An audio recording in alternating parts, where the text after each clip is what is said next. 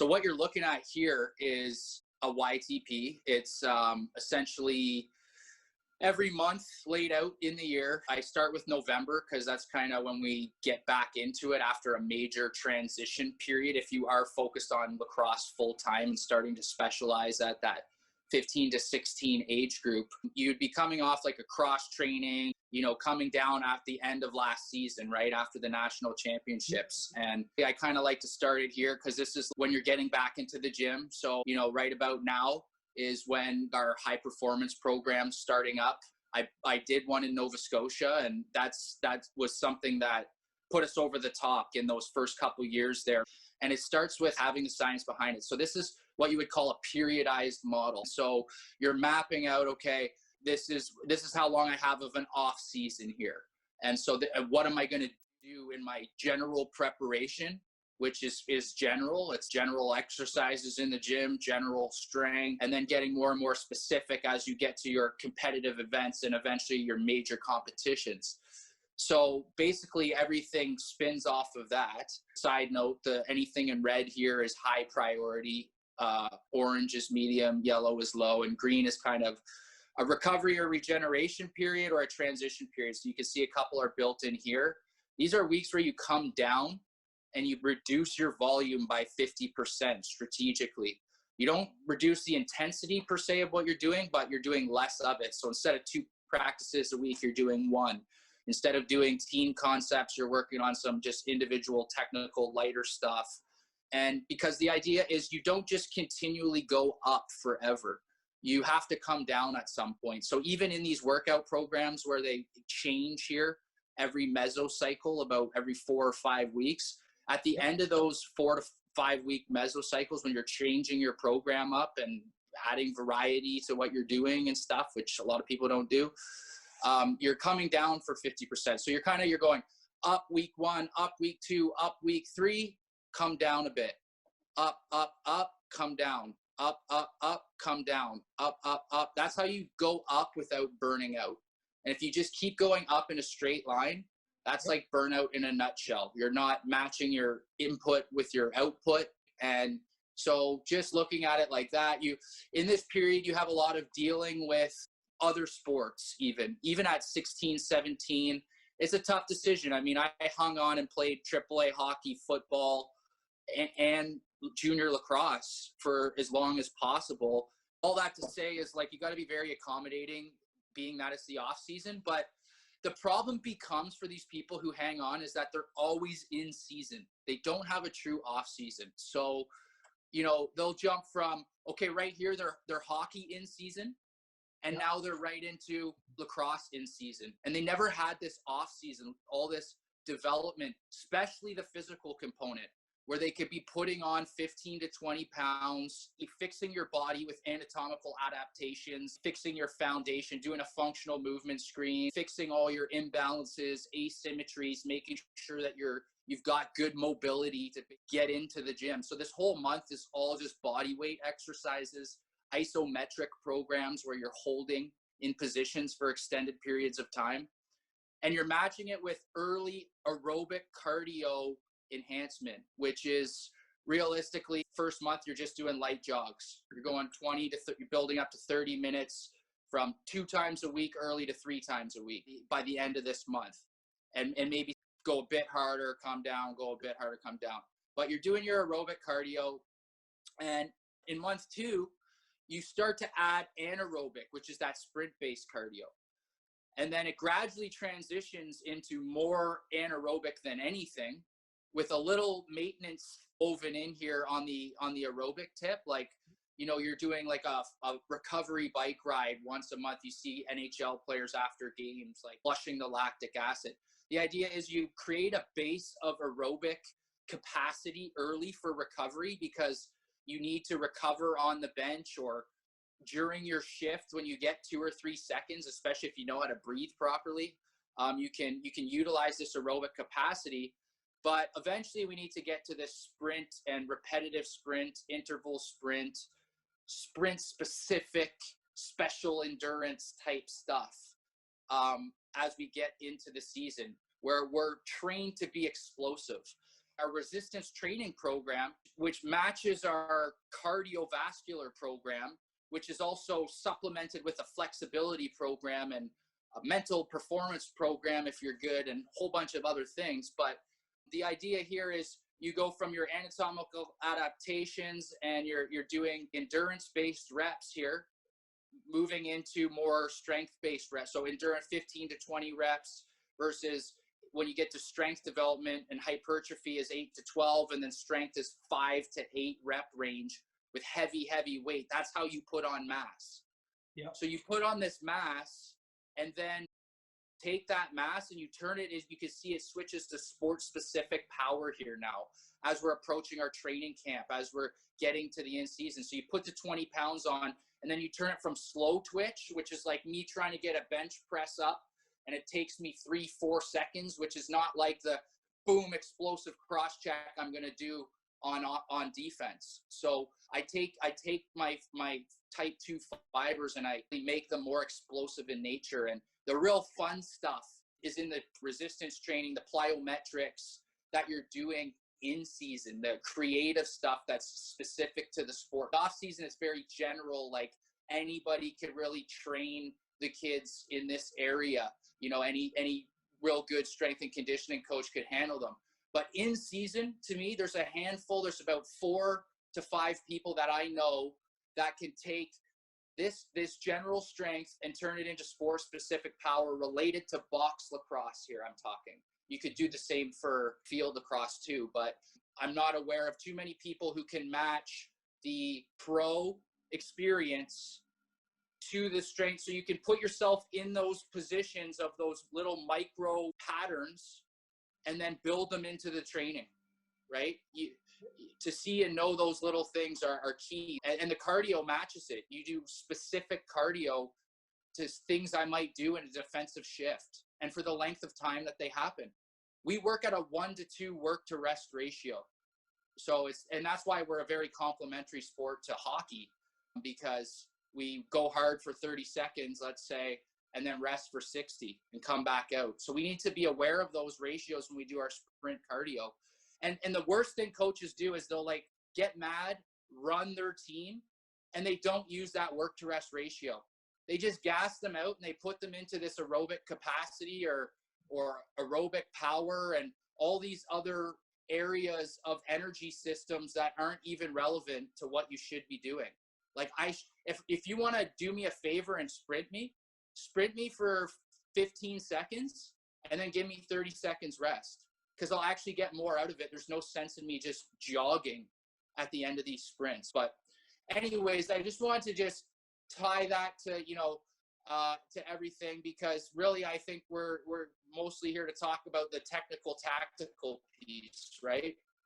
Yeah, and this matches everything. Is that age specific, or is it different drills or is that more of a junior age? I would call this high performance at this point when you're doing stuff in the off season. In season though, we have age specific. I'm going to show you everything age specific here too, but I like to show this global map here just so you can see the big picture. And I'm going to dive in. Like, these are 30 practice plans that are horizontally integrated during the season, telling you when, like early on, you should be doing high individual technical skill development, fixing your own problems, your little gaps and fundamentals, and gradually going into more focus on team tactical as the season goes on. So regardless, beginner, advanced, obviously beginner, you're going to have more of a focus on the individual technical and have very little team tactical. But that's all woven in, and I'm going to show you here soon 15 practice plans for each age group that are horizontally integrated like this. So this is the high performance. This is what you're shooting for in the end. And then we have all the scaffolding steps to build you up to being there. But I just wanted to show you where everything fits. So you would do testing in the beginning. Even with beginners, we have fundamental skills tests. So you come in and I tape on the wall, 30 by 30 target. You're 10 meters back. It's standardized. How many times can you scoop the loose ball in the open floor out of 10? And you can basically create baselines, track it, and show that your stuff works. I have so many measurements. I got IQ tests that can show improvement, pre and post test. And I call them objective scouting, if you will, but I just hate that you're asked to evaluate, that's the word, at a camp or something for a team. And it's like, oh, I look over here and Johnny drops a pass, so I'm going to give him a 2 out of 5 on passing. Oh, that was a great loose ball. You're 5 on loose balls. Even though this person who caught the pass dropped 3 other ones when you're looking the other way. And so it's subjective at that point versus these are objective measures. I could say, okay, I'm going to put you in for a loose ball against somebody at the same age, the same skill level as you, same size if I want to. How many loose balls out of 5 do you get? That means something. Any player that's made our Canada Games team, provincial team, is a 3 out of 5 in loose balls against the general population, right? That's what we expect. We have baseline numbers for everything. In our testing on our physical stuff, you can see there's tests here too. You jump off your right leg, how far can you jump from a standstill? Jump off your left leg, how far can you jump? It's single leg power. It's very specific to what's happening on a lacrosse floor. Goalies do it side to side for their push across the net, but we measure how far can you go. We can tell you where you line up against the median in the group for how far you jumped. So you can start setting relevant goals towards it. And that's what leads you into like the mental stuff, because the mental stuff is all periodized as well. And you do high mental things early, your relationship building, your finding out who you have, doing detailed mental analysis. And we do like scaled mental questions like, how comfortable are you with the ball in your stick and the game on the line? How comfortable are you on defense in that situation?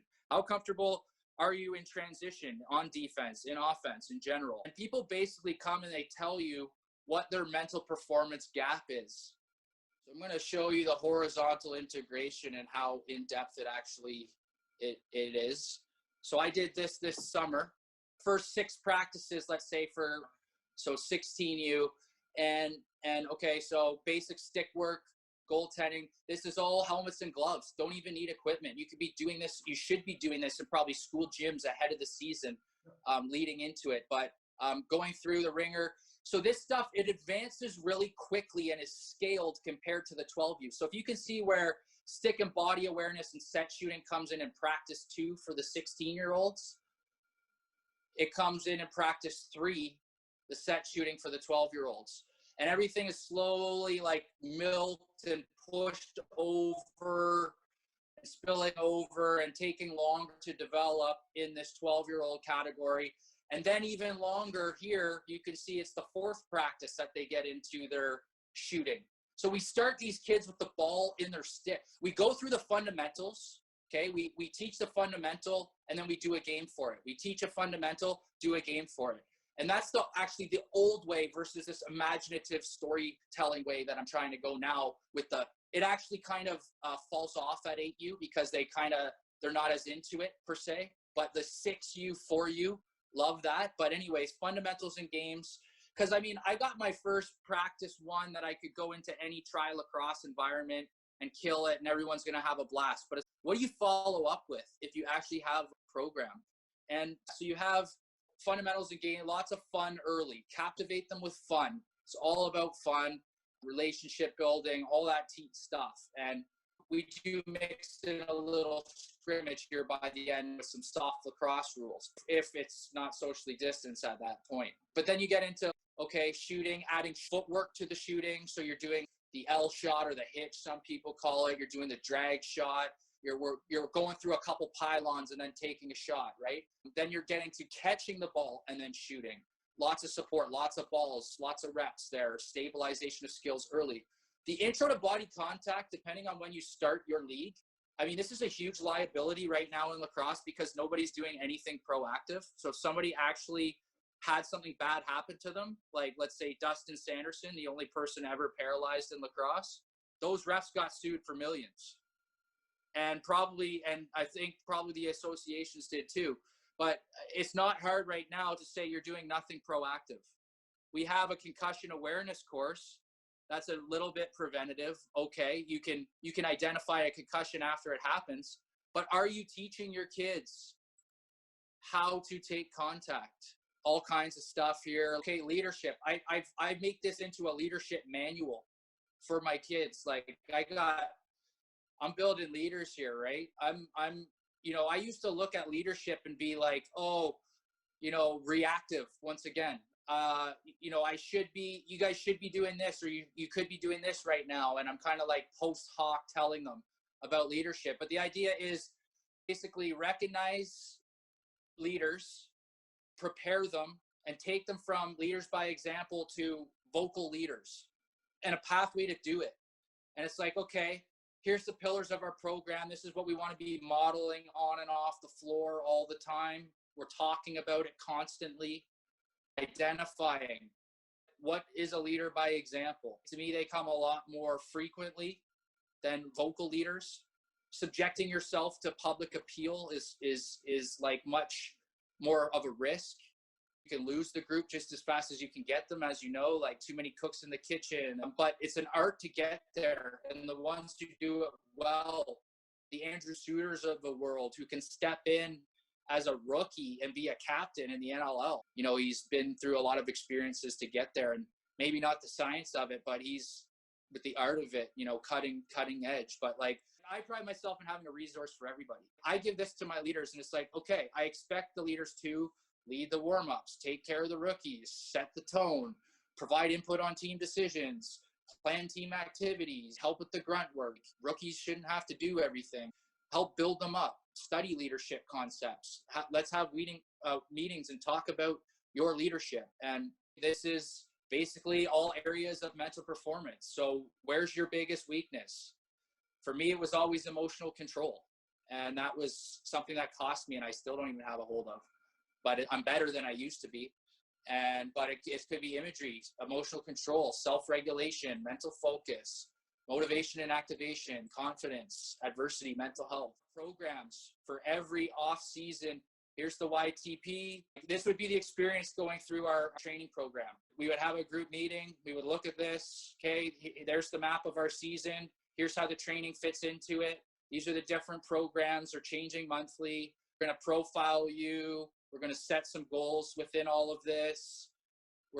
Here's an intro where you should be able to read through this. And as somebody with any sort of training experience, potentially, I mean, obviously, I recommend that you have the oversight of a qualified person, but, explaining how it all works. As I said, here's a functional movement screening for potential imbalances and asymmetries, things that will make your glorious house crash if you don't have. But dynamic stretching, but then like getting into, here's your checklist. This is what you should be doing right from day one. So you do your movement screen. Okay, you've got all these tightnesses. You're going to iron them out. We're going to teach you the foam roll technique. We're going to focus a lot on static stretching and flexibility early in this program, 3 or 4 times a week. Really start from a good, strong foundation. Do these isometric programs, change into body weight over time. And then by the end, you're doing just body weight. And, you're doing your foam roll deep tissue once a week. And then when you get through this program, not only do you not need weights or anything, it's all body weight. You can do it at home. I call the body weight routine the hotel routine because you don't need any equipment. But anyways, you end up getting to, this is how it's laid out. Eventually, the app is going to be, you're going to click on the title. There's going to be a GIF. You're going to enter your sets and reps here. Here's some basic technique cues that should tell you what you have to do even without watching the video once you've seen it. But start creating a historical track record of your training progress. It's the same with the website with the drills. I used to be doing 5 teams at once. I'm like, oh, did I do that practice with this team? I can't remember. I'm like asking the group, did you guys do this drill? I can't remember. And it looks so unprofessional versus if I have all these practice plans organized in my gallery, like I showed you, you're good to go. You know exactly what you did with everybody. And so anyways, we got the in-season manual, same thing. That's where I said the magic happens.